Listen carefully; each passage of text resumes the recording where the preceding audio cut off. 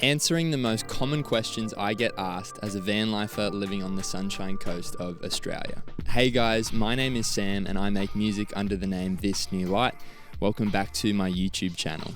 Today I'm not going to be talking so much about my music, but rather the realities of living in a van, the ups and downs, and what everyday life looks like. So I've written down a bunch of questions that I always get asked from strangers walking by, as well as a few questions that Google says everyone wants to know about van lifing. So let's get straight into it. And actually I'm going to grab a seat because this could be a long conversation.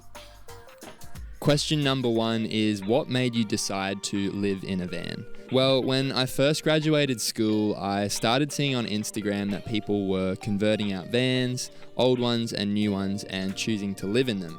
It was kind of a trend on YouTube and social media, and I really wanted to give it a try, but I didn't really have the capacity to. I just started working at Subway and was earning pretty much nothing from that job, and so the idea of going out and spending 10 grand on a van seemed very unrealistic. And so I kind of followed all these van lifers and their journeys online, but never really thought too much of it. Fast forward to 2021, and I was doing my very first headline tour. A friend of mine offered to loan me out this van for the weekend so that I could move a bunch of musical equipment around, but he also said if I was interested in buying it, I could have it for $7,000. Now, this van, I think at the time probably would have sold for 12 grand, but because it was a work vehicle, he wanted to get rid of it, and so it seemed like a bit of a no-brainer to jump on that deal. I then owned the van for about a year and a half before I actually decided to move into it fully, and I did the conversion myself. It's a little rough around the edges, but it's home and I really love living in it. Question number two. How long do you plan on living in the van for? When I first moved into the van, I originally planned on only doing van life for about 6 months. And that's because I really didn't know if it was going to be a very easy lifestyle to embrace, and I didn't know if I was going to enjoy it much past 6 months. It turns out I really did, and it's now been almost 2 years, and I think I can probably see myself doing it for about 6 months more and call it quits from there. I would love the opportunity to get a bigger van or maybe get a caravan and park that on someone's property. To me, the thing that appeals about that is just having a tiny bit more space where I could maybe put out some musical instruments and record from it. But for now, I think van life is working really well, and I'll probably do it for 6 months more, as I said. Question number three. How do you go to the bathroom and where do you shower? This is probably the most common question I get from strangers and friends, and the truth is I just use public toilets for the bathroom and I have a gym membership for when I shower. This is actually really practical because with my gym membership, I get access to showers wherever I go. And there's pretty much a gym in every second suburb that I'm in. So it works out to be very easy and it only costs me about $15 a week. Question number four. Does it get lonely living in a van by yourself? This is a really interesting question because it's definitely lonely sometimes living in a van, but I think the experience is something that I would wish upon people, because I think when you live in a house with your friends or your family, there's kind of this buffer zone, and I think when you're in a van, all of that's taken away and you have to really confront the reality of, are you okay with your own company? Are you okay when it's just you around? And can you enjoy spending time with yourself? Whether it's reading a book, going surfing, all that kind of stuff. Like, it's really easy to do life in other people's company, but it's harder to do it when you're on your own. And even though I would say that 3-month period was a bit of a trial by fire, I actually really think it's made me a better person, and I do think people should give it a go, just so they can confront that reality. How much money are you saving by living in your van? This is going to change for everyone. It depends what you're willing to pay for rent. But really for me, I would say the amount of money that I save each week is between $200 and $250. On the Sunshine Coast, it's very hard to get a place for anything less than $200 a week. And for that, you're probably getting a small bedroom, sharing a bathroom, you won't have a car space, and you'll be sharing a kitchen with 3 or 4 other people. And for me, I really appreciate that I have my own kitchen, I have my own space. I don't need to deal with frustrating housemate dynamics or anything like that. But yeah, I probably save around $200 to $250 a week. How do you cook your meals and how do you store food? I have a fridge in the back of my van that runs off both a solar panel and a second battery, so I can store my food in the fridge, and I've also got a bit of a pantry that just pulls out from the back. How do I cook my food? Well, the back of my car has a boot that pops up and it creates a really nice cover from the rain or wind.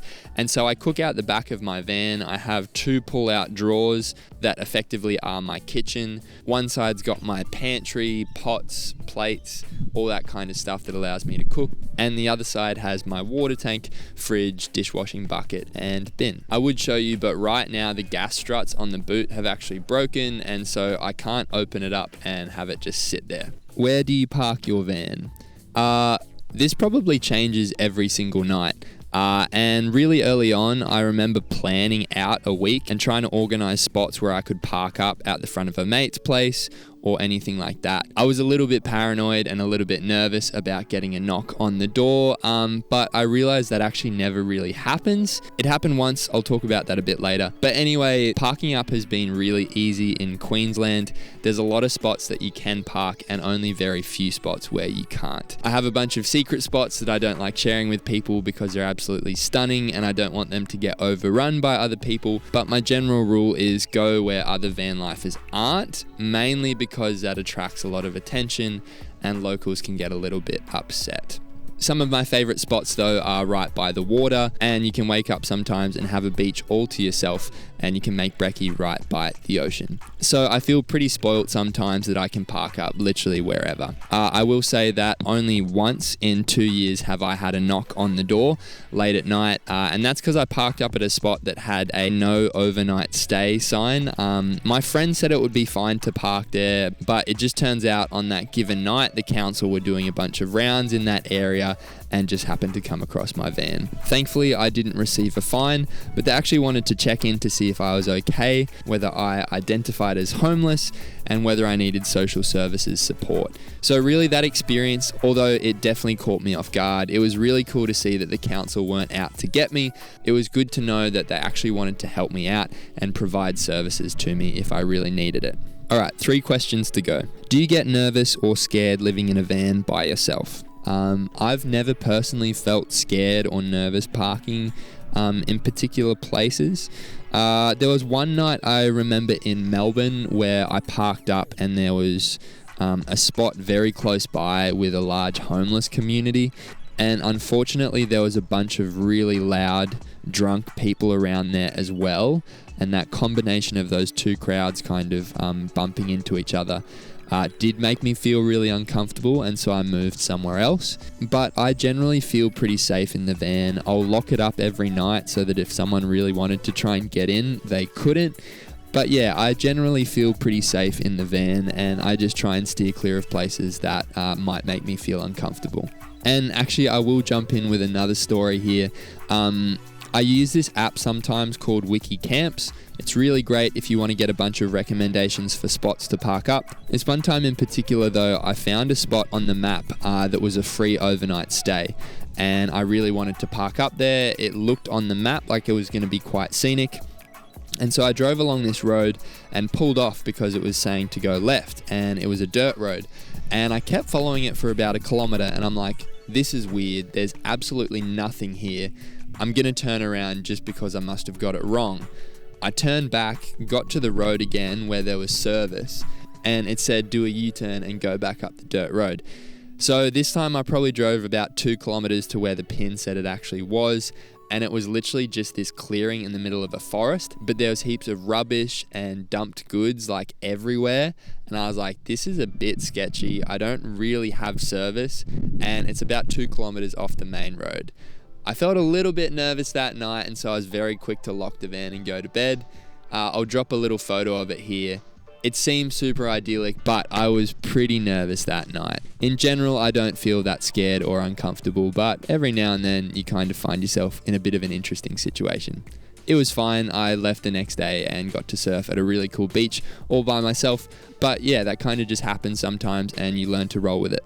Okay, the last 2 questions. What's the worst thing about living in a van? Okay, well, for me, I think unique to this vehicle is the fact that I can't stand up in it. and I also have to kind of have a transforming bed set up that I make every night. Practically that's just annoying because I'd love to be able to stand up and I'd love for my bed to always be made, but it's a small van. It's a very short and wide van, which is annoying, but I kind of just put up with it because hey, this is my home and you kind of just do what you have to do. The other thing that I'd say is really frustrating about van life is when something goes wrong, your whole lifestyle is affected. For instance, the boot not being able to open right now means I can't cook because the door is not going to stay open. So when something like that goes wrong, your whole routine is kind of thrown out. To me, I can put up with the public toilets and showering at a gym, but it's small things like that that are a little bit annoying. And the last question, what's the best thing about living in a van? Well, I think it's pretty obvious. You can park up wherever you want. You can take your home wherever you're going. You can always have food in the fridge. You've always got a spare change of clothes. You've got everything you need right in your car. So that means you can hit the road and you don't have to pack a bag. You can stay at a beach for as many nights as you want. You can drive to a friend's place, have dinner there, and then sleep in your own bed. All that kind of stuff, to me, I think that's the best part. You get to literally take your life with you wherever you go. And another thing is, I find van lifing to be super practical. Some people say that van lifing increases their fuel usage, but for me, I actually think it stays the same. For instance, if I want to go for a surf up in Noosa, which is about an hour's drive from where I normally hang out, instead of driving up and back in one afternoon so that you could stay at a house, I just drive up there and spend 3 days in Noosa, surfing and whatnot, and then come back to Caloundra where I normally hang out. So there's actually a bunch of really practical things with van lifing that I think just makes life easier in general. I know it's not going to be for everyone, but for me, I really, really love it. Well guys, I hope you enjoyed this video. If you have any more questions, drop them below. I would love to get back to you about that. But yeah, I absolutely love van lifing. I've been doing it almost 2 years. And if you're thinking about doing it yourself, I would highly recommend it. So I'm going to finish the video here, guys. I hope that wherever and whenever you are, you're having a great day. I'll see you guys next time.